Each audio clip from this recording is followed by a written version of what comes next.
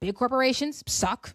The institutions suck, and millennials and Gen Zers were screwed out of opportunity. I mean, we're saying it, and it's no longer a coincidence, you guys, when you've got boomers, Gen Xers, who are in perfect agreement with what it is that we are saying. First off, you have G. Edward Griffin, who's been saying it for decades, okay? I feel like the man had to wait until he was 80 years old before he had anybody get on his side and not call him a communist for simply saying, no, central bankers suck. And Americans are being harmed, and the boomers are making decisions, like my generation are making decisions, and they don't realize this is going to hurt us. This is going to hurt us. And then it did. A boomer said that. Then you have Dave Ramsey. This is not a coincidence when you got two boomers in agreement that Americans are being screwed over in the future, and now we're in the future, our present, and that's exactly what happened. Then you have a Gen Xer like Carol Roth, who writes an entire book called The War on Small Businesses, okay? Greatest transfer of wealth. Then we obviously saw the back and forth in the meme stock battles, Wall Street versus Main Street investors, people who were withdrawing from their 401ks, investing into GameStop, people also using their stimulus checks as well at the time to invest into GameStop. And that battle with,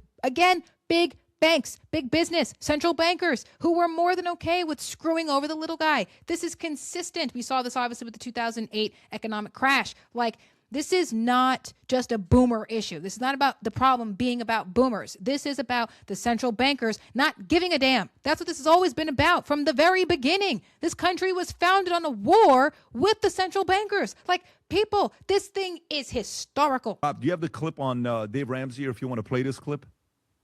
Here's what Dave Ramsey had to say about it. Go ahead. Is that corporate America has screwed you. Car debt is at an all-time high. The car companies have now got you signing up for $1,200 car payments. Student loan debt is at an all-time high. And this is Gen Z and millennials. And, of course, credit card debt, thank you to the big banks, is at an all-time high. When you're drowning in personal debt, you can't afford to buy a freaking house. And that's what's happened. We've had these big companies, the car companies, the banks, and the Congress with the student loan debt screwing these two generations at a record like never before. And so what we're finding is we're finding lots of Gen Zers, lots of millennials able to buy a home when they fight through and sell the stupid car and get rid of these debts. See? I think he's talking his book to some degree. Okay, before I let him go on, this guy, he irritates me. I don't know this gentleman's name. But this idea that Dave Ramsey's just trying to sell a book here, I mean, what do you mean he's just selling a book? No, he's not selling a book. Like, I've been saying the same thing for months now, and this was not just because I'm a student of Ramsey as it relates to the Financial Peace University. This is also because I've been taking an interest into the history of our economic system, and what I'm realizing, not even just realizing, but what I have noticed and realized over these last few months I've been studying the history of our economy for about 2 years now, and he's not just selling a book. He's quite accurate about this. Dave Ramsey is not wrong. Now, I definitely implore you guys to go and find the full clip of Dave Ramsey on Fox Business because it just gives you the whole story. Coupled with your own individual choices. You had institutions, big business, culture encourage you to take on this obscene amount of money, and now you're broke, right? Like, absolute nonsense. This is not just because dude is selling a book. He's been saying it for years. This isn't about him selling just a book, okay? This is not just about that. This is about getting the news out there. You have seen another boomer, say that Gen Zers and millennials were screwed over, okay? They were incentivized and encouraged to do this to themselves, and they did it. It's like you see a teenage girl or a teenage boy doing harm to themselves. You see them cutting themselves, and you say to them, you need to stop doing that. Let's get you the help. Now, that's the equivalent of what's happening with the debt, except instead of telling them to stop doing it, you're encouraging them to do it. You're allowing them to harm themselves. That's what you're doing here. That's what's happening. And Dave Ramsey is acknowledging that, and this is not a coincidence when I've got now two boomers, G. Edward and Dave Ramsey, saying this is not okay. So like I said, I don't think this is about blame here. I think this is about acknowledging that we're dealing with a system that intentionally wants to do us harm. Mark Zuckerberg, Zuckbucks, and YouTube have lost their lawsuit. And apparently this could change social media and, of course, streaming as we know it. And I think there is something to be said about this. And I just think this is a good thing. Now, I'm not surprised that this is something that happened. I think conservatives on the right have been concerned about social media and new media for the longest time. We were concerned about it before TikTok was sold, before Twitter was sold, before any of these things. Remember, Marsha Blackburn had been having a battle with Facebook and Zuckerberg for over a decade. This is what the woman said. This is the clip here, why Meta and YouTube lawsuit could trigger the end of social media as we know it. Quite dramatic. Kind of love it. Let's go ahead, let it run. We are following breaking news, a verdict in the landmark case addressing the power and influence of social media. A Los Angeles jury today finding Meta and YouTube negligent in the design or operation of their platforms and saying the companies failed to warn users of the dangers of their services. The jurors found that the tech giant's platforms harmed a young user with features that made her addicted and led to mental health problems. The trial, which included testimony from Meta. In separate statements, Meta and Google, YouTube's company, saying they disagree with today's verdict and plan to appeal. Today's verdict comes just one day after a jury in New Mexico ordered Meta to pay $375 million after determining that Meta concealed what it knew about child sexual exploitation on its platform. Meta says it plans to appeal that verdict as well. Joining me now is Jacob Ward. But you knew, so you should be okay. Before I let it go on with this gentleman here, you knew about the exploitation of minors, $375 million. That is a slap on the wrist, in my opinion, when really you should be facing prison time, like life in prison. You knew that children were being exploited and you did nothing about it. Like jail seems a more, better punishment, in my opinion. I feel like $375 million when you're a $1 billion company. Yeah, nah, that's a slap on the wrist. Okay. You're just going to pay people out and this doesn't get you behind bars. I feel like I'm over civil cases at this point. I want people behind bars. We are seeing for the very first time a social media company found liable, in this case, two of them found liable for the design choices they made and for, as a result, addicting kids in a harmful way to their product. Yes.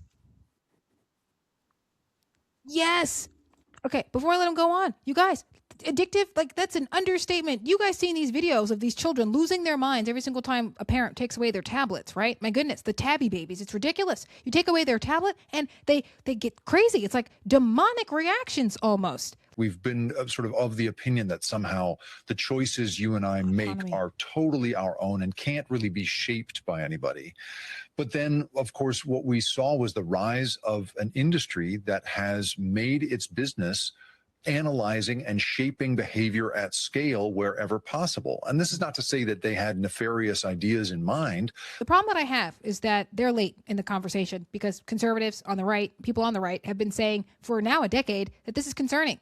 And if they were allowed to censor speech, which had major effect on presidential elections, we saw this when they censored the Hunter Biden laptop, that how many Democrats said that they wouldn't have voted for Joe Biden had they been aware and this information had been censored, right? So they kept information from the public so that way they would be more likely to do what they wanted them to do. Now, you don't have to be, a conservative to acknowledge why that's a bad thing. You could be the liberal Democrat who can say why that's a bad thing because you might have still voted for Joe Biden. You might have still done it even knowing about his son. But the fact is, big tech deliberately withheld information from you so you can make your own choice. Choice is not even yours anymore. Did you make these decisions because you wanted to, or did you make these decisions because you were incentivized to?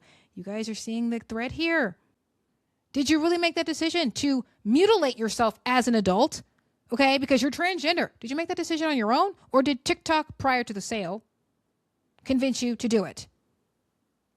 Really, think about it. Did you really want to take out a auto loan for a car you couldn't afford? Or did the new flex being promoted on TikTok convince you to do it? Would you have voted for Joe Biden if you hadn't been denied crucial information about his family? Did you really want to make that decision? Would you have made that decision had you been given the truth? They are manipulating and controlling the flow of information. They are allowing propaganda to be spread throughout our civilization that is putting us at odds with each other, at odds with our Lord and Savior, at war, okay, with foreign countries, for goodness sakes. My goodness, this is what's happening, encouraging Americans to support a war that is causing havoc everywhere. Like, what is happening? When we tell you that the government is not your friend, that you should not trust the government, that the institutions are the ones to blame, not individual boomers. Don't be mad at the boomers for why you have debt. You made that decision. The bankers assisted you. The institutions, okay, assisted you.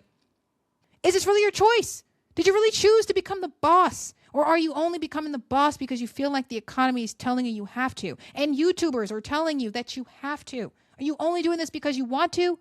Or are you doing it because somebody told you to do it? Your choices are not even your own. You're going into debt further and further with the assistance of the same system telling you that you got to go out here and become a boss, but not even obtain real ownership, because we saw what happened with Reddit.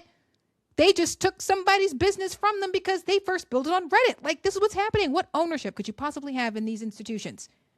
Like, what is this country when you can't own the things you built? This is retarded. And what? We're going to blame millennials for why this guy who built his business off of Reddit no longer has ownership, because the courts decided that. The system decided that. And these people are deceivers being deceived, and they are deceiving you. They've deceived generations before us. We have a history with central bankers. That is literally how our country came into existence, starting a war, or a war being waged against us because we wanted to fight against them. Every time we fight them and win, they just come back with a vengeance, and they've just been around now for over 100 years. That's our life. That's America. That's America. That's our history. That is our history. Overcoming tyranny and oppression and beating central bankers. That's our history. Anybody who tells you different don't know their ass from their elbows. This is going beyond just looking at the problem with the generation, okay? Our choices may not even be our own anymore because we are caught up in the garden that is the YouTube algorithm, addicted to social media because that is how they intended it to be. What kind of a civilization are we living in if you don't even get to make your own damn choices? Your choices are not even your own. Your currency is not yours. Ownership is scarce. Opportunity for jobs are scarce. You don't even make your own decisions. Children are being convinced to do things to themselves they otherwise wouldn't have done. And big tech is being protected and shielded as they aid and abet exploiters of minors. That's the world you live in. But the problem are the boomers. We have to start evaluating that belief, because after everything I just showed you today, I'm feeling like, yeah, there's more to the story there.